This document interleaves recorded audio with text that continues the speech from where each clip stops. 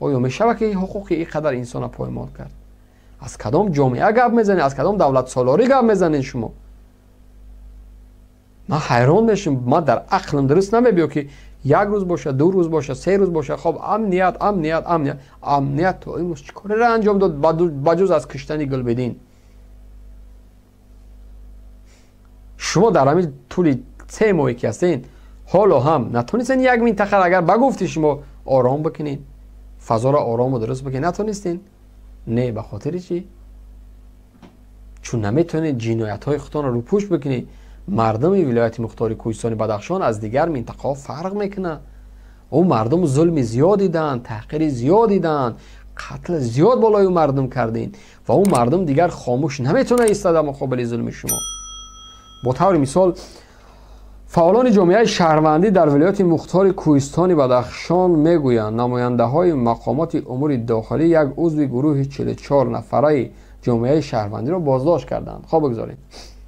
البته گروه 44 نفره را ما شما میدونیم که بعد از حادثه که از طرف کمیته امنیت بود، شاید یک گروه مخصوصی الفا، شاید یک گروه مخصوصی نمیدونم وزارت کارهای داخلی وقتی که هجوم کردن گلبدین و 2 نفر دیگر را به هلاکت رسانیدن و گروه 44 در اون منطقه تأسیس داده شد از طرف جامعه شهروندی ولایت مختار کوهستانی بدخشان و این نفر هدف از تشکیل کردن این گروه پیاده کردن عدالت، به جاوگری کشیدن جنایتکار و قاتلی که در اون منطقه تیر شد و جان 3 نفر گرفت و اون حق هم دارن از جامعه شهروندی اون منطقه یک ستاده بسازن. حق کنستیتوسیونی اونها است. ولی از طرف دیگر پروپاگاندای رحمانوف و اون چوپلوسا و اون خب چی میگم فابریکایی که ساختن در برابر این منطقه، حتی مردمی تمام منطقه ها را استفاده برده ایستادن. ما بارها این نقطه ها را گپ زدیم که این حالت یک پیامد که خیلی بده داره که شما داره انجام داده ایستادین ولی انجامش میتونن چون منطق نمیفهمن. یک دولتدار اگر که علم منطق نداره، علم منطق نمیفهمه، اگر که نمیدونم فهمش سیاسی نداره، دشوار از دولتداری کردن با او، دشوار از فهمیدن یک نفر دیگر. اونها از کبر و از غرور نمیفهمن چیکار میکنن. ما بارها پیشنهاد میکنیم که شما چگونه مردمی سوخته در مقابل مردمی بدخشان قیام میکنید، مردمی ونج و دروازه در مقابل مردمی بدخشان، مردمی خاروق و واروق، مردمی دوشنبه، مردمی حصار، مردمی نمیدونم یاون دیگر، چه به کدام عقل شما قیام میکنید که از اون منطقه را گویا که یک گروه جنایتکارا قرار دارن، در حالی که خب اونها بارها ویدیوها کردن، بارها نوارها کردن و حرف زدن و خودی آخران نفری که شما میخواین سرکوبش بکنین از بینش ببرین، این خودی همون باقر است، محمد باقر.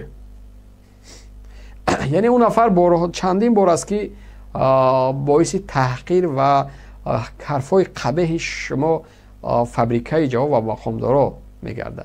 حتی از در حالت حرکت کردن در راه در مرکز شهر هم، شهر خاروق هم حمله کرده و تیر هم خور از دستش.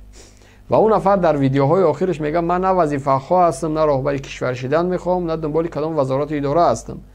های مردم، های مقامات ما را بگذارین آرام.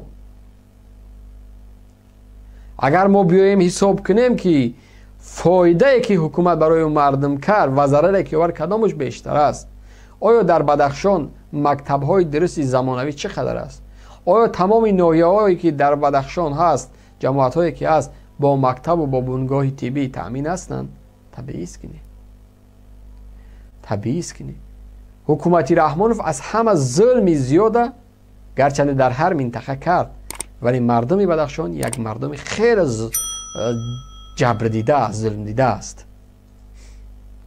و همین است که وقتی کاسه صبر لبریز می شود، در او جامعه شخصان شجاع و آزاداندیش پیدا می شوند. مثال یک روز می بیایی تحقیر میکنی، ظلم میکنی، قتل میکنی، برادر میکشی، زن میکشی، زن تحقیر میکنی. در هیچ یک سطح دولتی در جایهای بزرگ وجود از همه بعضی کادرهای امنیت و بعضی از کادرهای وزارت کارهای داخلی خیلی انگوش شمار کسایی را شما در همون دفترهای کاری در سطح وزارت اداره میگیرین و اون مردم را تحقیر میکنین و بالاخره یک مردم مظلوم مبدل به مردم شجاع میگرده. این اتوماتیک میبینی حالت. مثال یک نفر مرا میبینه یک بار شتم میزنه، 2 بار شتم میزنه، 3 بار، 5 بار، 10 بار و بالاخره من خسته میشم، یک کارد میگیرم، یک سلاح میگیرم، یک چوب میگیرم، یک سنگ میگیرم و میرم از همون پشت درمی سرش یک تا میزنم. و بعد از آیا او برای من همین کار کرده میتونه؟ بله میتونه، فقط با زیر نیروی بزرگ. همین است که حکومت رحمانوف اینجا بالای مردم بدخشان 2012 2014 2018 2022 این همه فشارها را آورد و بالاخره او مردم دیگر نمیتونن خاموش باشند.